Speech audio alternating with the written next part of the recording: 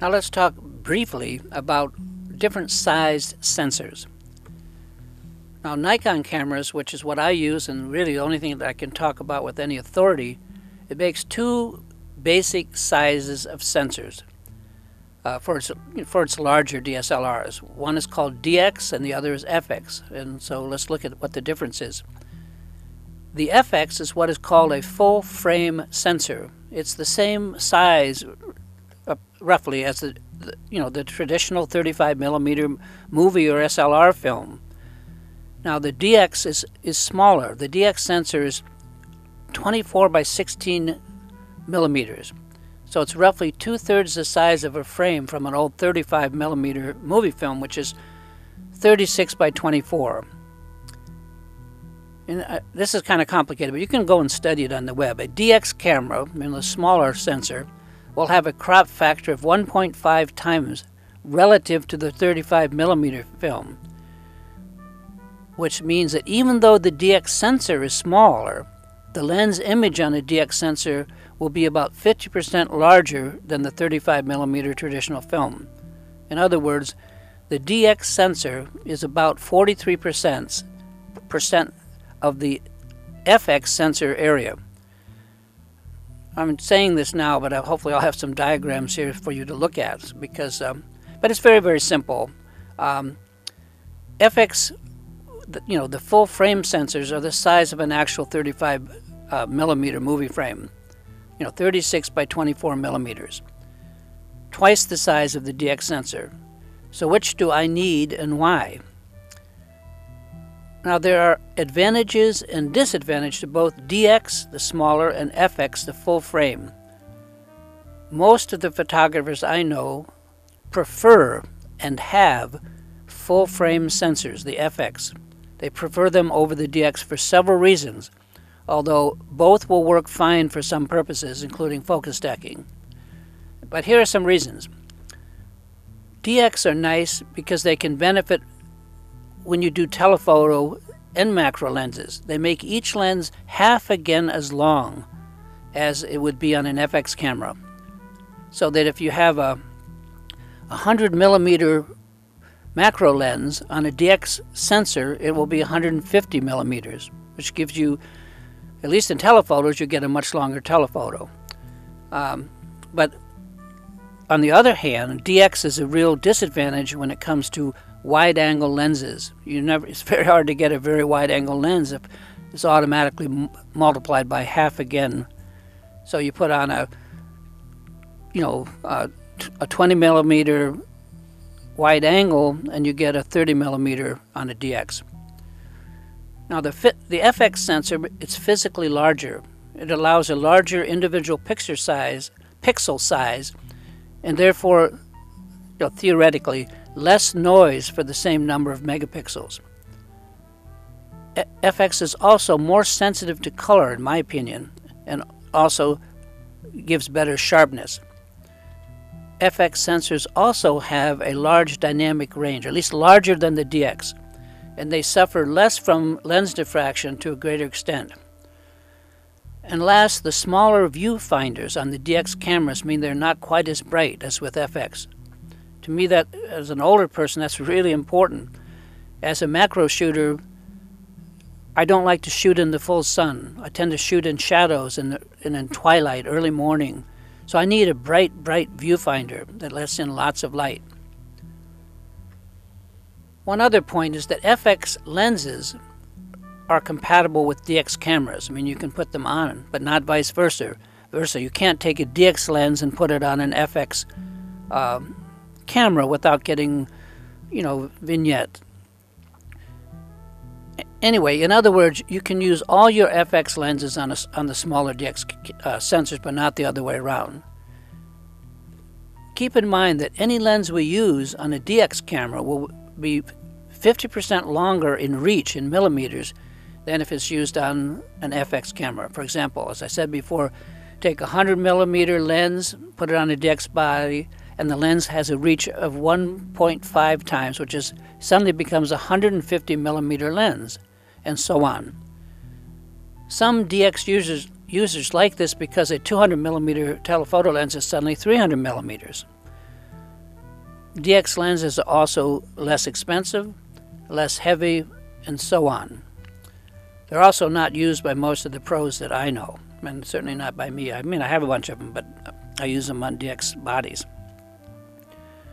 Anyway, that being said, the smart money folks are buying FX lenses because they work on both sensor types and they are a hedge against the future when it is, I believe, that more and more cameras will have full-size frames, will be FX or even larger. For me, the difference in noise and color between DX and FX cameras is dramatic, or at least dramatic enough for me to prefer FX almost every time. The D7000 or the D7100, which are DX cameras, are an incredible machine at an unbelievable price, and I own one.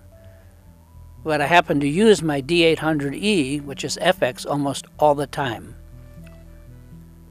Now this next point you should all know, but let me talk very briefly about the 4 basic camera modes that we find on most DSLRs. The shooting modes. And they are, program mode, shutter priority mode, aperture priority mode, and manual mode. And very, very briefly, with program mode, the camera does everything for you and decides what your best shot is. It sets the shutter speed, it sets the aperture automatically. So all we have to do is point, focus, and shoot. I never use this mode unless I'm maybe at a family gathering or party where all I want are snapshots, because this mode makes too many decisions for me. I want to make those decisions myself for anything real. Now, shutter priority mode. This is where you set the shutter speed, the speed of how fast the shutter closes, to what you need, and the camera does all the rest. For example, shutter is used a lot in sport events because you need a very a fast shutter speed to capture the action. While in still photography, like I mostly do, you can use a much lower shutter speed. If things are in motion, you want at least a shutter speed of 250 or much higher. But if you're photographing still life, you can adjust the aperture to the right amount of light and let the shutter speed fall wherever it does. Aperture priority mode. Here's where you set the aperture yourself. You set it to gather more or less light, or to get less or greater depth of field, and just let the camera do the rest. For example, if you want a razor thin depth of field on the subject with everything else being out of focus, set the aperture wide, f1.4, f2.8. But if you want more depth of field and you want as much as possible in focus, then we set the aperture to f8 or f11 or even higher and let the camera finish up all the other settings. Manual mode. Now, this is the only mode I use almost ever. In this mode, the photographer sets everything: the shutter speed, the aperture, and the focus. As I say, this is the mode I generally use and recommend, although you can use any of the above mentioned modes, with the exception that we don't use autofocus when we're focus stacking. We have to focus manually, otherwise it will fix on something we don't want it to focus on.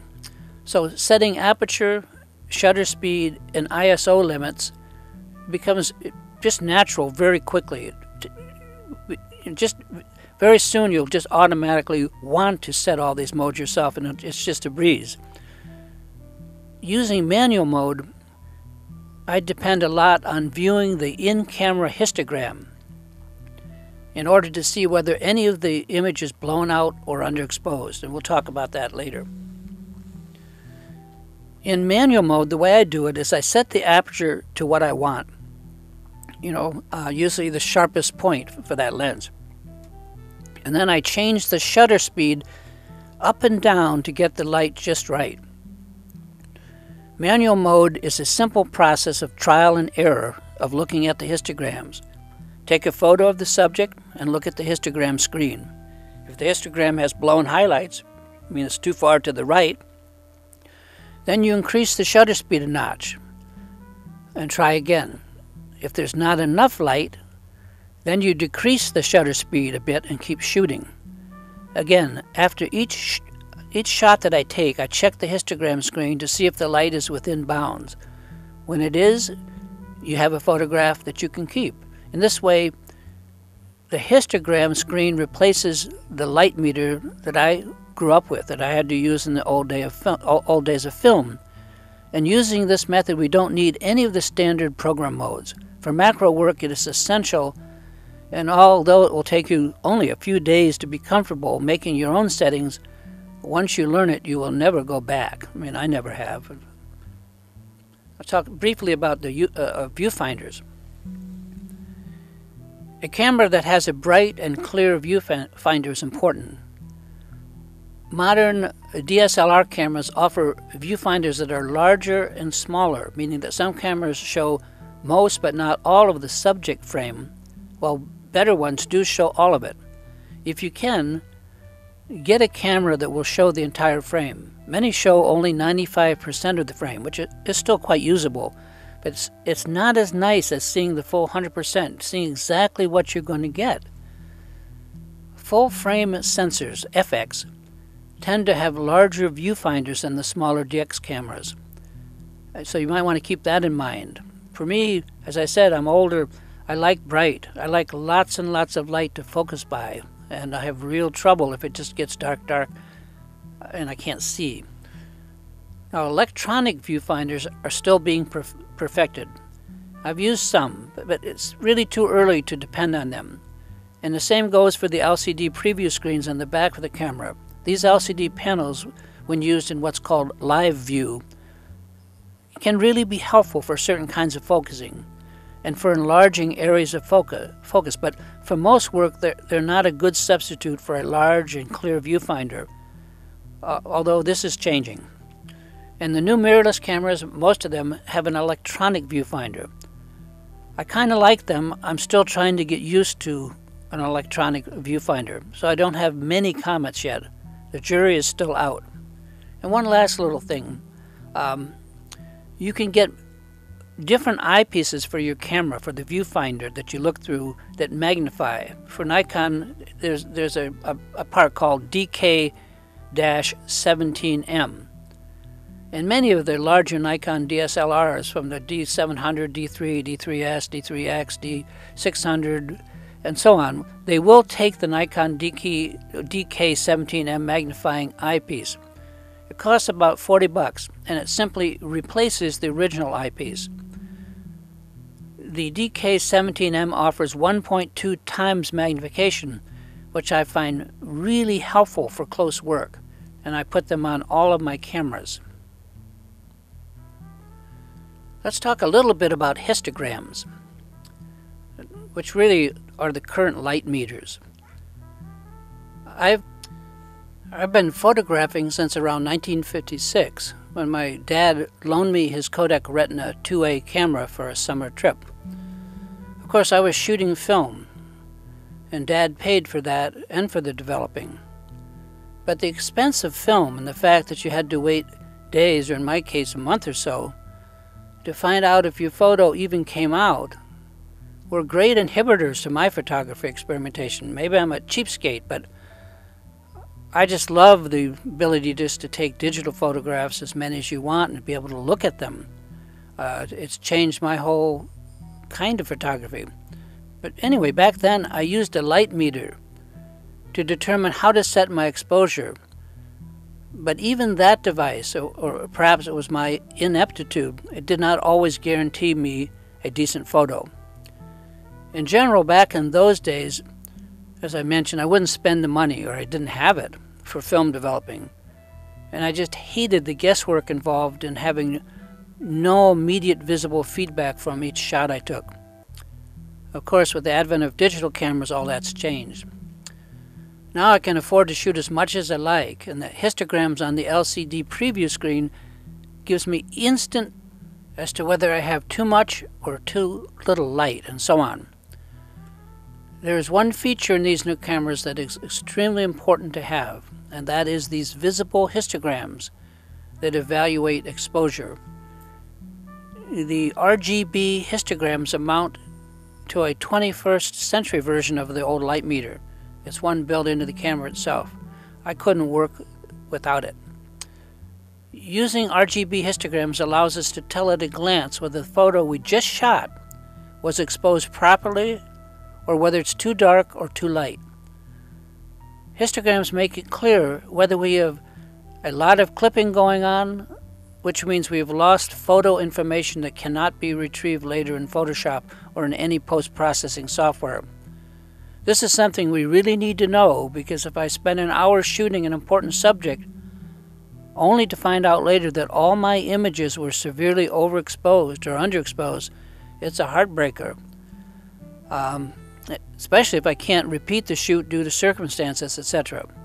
Anyway, this is not the place to explain how best to use histograms. There are dozens of good tutorials on histograms on the web. Just note that when shopping for a camera, get one that does show you an RGB histogram, preferably in 3 colors. Get a color display. It gives you a graph, one each for red, blue, and green, and all displayed on the same screen. Once you have this, you can see instantly if any of the colors have overflowed to the right or the left, which suggests clipping and the loss of important photograph information that you're not going to be able to find again. And take a note that in-camera histograms generally use the JPEG image to measure by and not the raw image. Now, there's usually not all that much difference between the two, but it's something to be aware of. Since I only use a manual program mode, and I don't use automatic focus, shutter, or aperture modes, I would be lost without histograms. So do look them up on the web and learn more about them. Now there's another topic, whether to use RAW or JPEG images. By all means, don't get a camera that does not have RAW images in it.